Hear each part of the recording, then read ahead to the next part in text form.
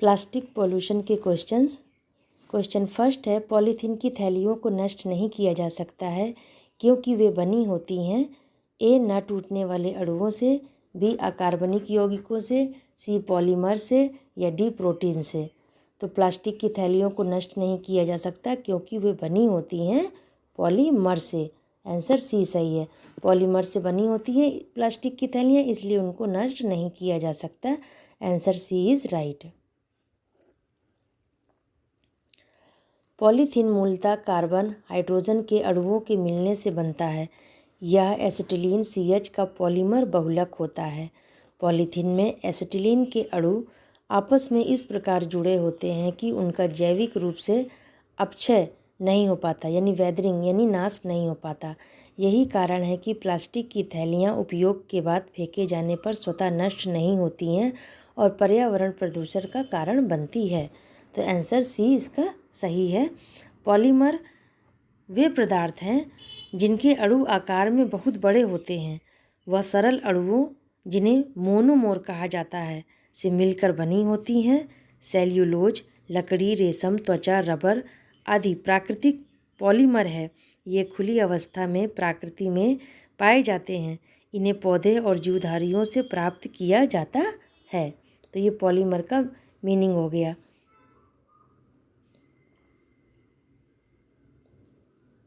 Question second है, निम्न में से कौन सी वस्तु जीवाणुओं से नष्ट नहीं होती है? ए गोबर, बी पौधों की पत्तियां, सी खाद्य पदार्थ या डी प्लास्टिक। तो आंसर होगा प्लास्टिक। प्लास्टिक जो है जीवाणुओं से नष्ट नहीं होती, यानी आंसर डी सही है, प्लास्टिक। प्लास्टिक लोहा, आयरन, सीसा यानी लेड इत्यादि पदार्थ अक्षयकारी प्रदूषक यानी नॉन बायोडिग्रेडेबल पॉल्यूटेंट है, जो कि जीवाणुओं द्वारा नष्ट नहीं होते हैं और इनकी विघटन की क्रिया कम होती है, अतः वातावरण में यह एकत्र रहकर इसे प्रदूषित करते हैं। विकल्प में शेष अन्य सूक्ष्म जीव यानी माइक्रो ऑर्गेनिज्म द्वारा आसानी से विघटित हो जाते हैं, यानी गोबर, पौधों की पत्तियां, ये खाद्य पदार्थ ये आसानी से विघटित हो जाते हैं, पर प्लास्टिक जो है ये विघटित नहीं होते हैं। ओके, आंसर उसका दूसरे का डी सही है कि प्लास्टिक जीवाणुओं द्वारा नष्ट नहीं होते हैं और गोबर, पौधों की पत्तियां, खाद्य पदार्थ ये सब नष्ट हो जाते हैं।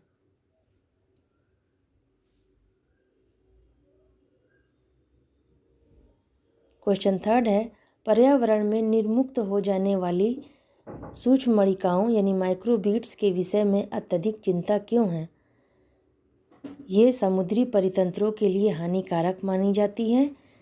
बी ये बच्चों में त्वचा कैंसर होने का कारण मानी जाती है। सी ये इतनी छोटी होती हैं कि सिंचित क्षेत्रों में फसल पादपों द्वारा अवशोषित हो जाती हैं।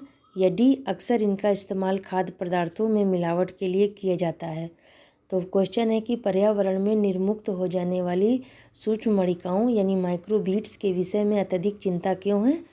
तो ये समुद्री परितंत्रों के लिए हानिकारक मानी जाती है। आंसर ए सही है।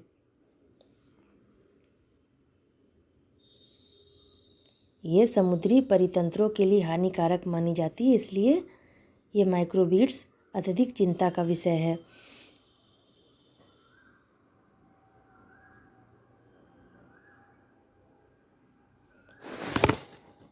पर्यावरण में निर्मुक्त हो जाने वाली माइक्रोबीट्स प्लास्टिक के 5 मिमी से छोटे कण हैं जो जल संशोधन संयंत्रों द्वारा फिल्टर नहीं हो पाते। ये मुख्यतः धुलाई, सौंदर्य प्रसाधनों आदि से मिलाए जाते हैं, अतः जलीय एवं समुद्री परितंत्रों में घुल जाते हैं।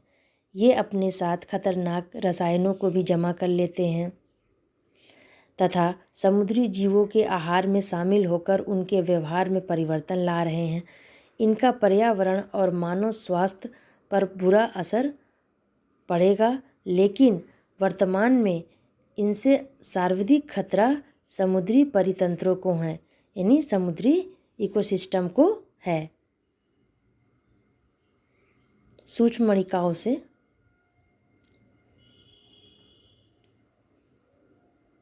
क्वेश्चन 4 है, निम्नलिखित में से किसके क्षय होने में सबसे अधिक समय लगता है।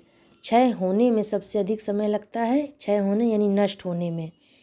ए सिगरेट का टुकड़ा, बी चमड़े का जूता, सी फोटो फिल्म या डी प्लास्टिक का थैला।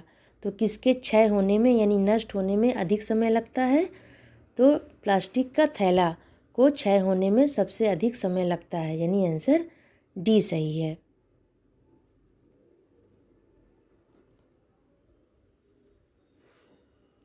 प्लास्टिक के थैले के क्षय होने में सर्वाधिक समय लगता है।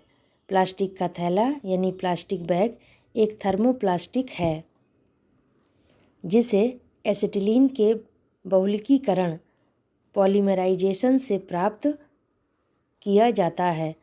यह अक्षयकारी प्रदूषक यानी नॉन बायोडिग्रेडेबल पॉल्यूटेंट पदार्थ है जो कि मृदा प्रदूषण के साथ वातावरण को भी प्रदूषित करने का कार्य करते हैं। तो ये थे मेरे प्लास्टिक पॉल्यूशन के क्वेश्चंस, उनके आंसर आप देखिए। वीडियो पसंद है तो लाइक कीजिए और मेरे चैनल को सब्सक्राइब भी कीजिए। Thank you.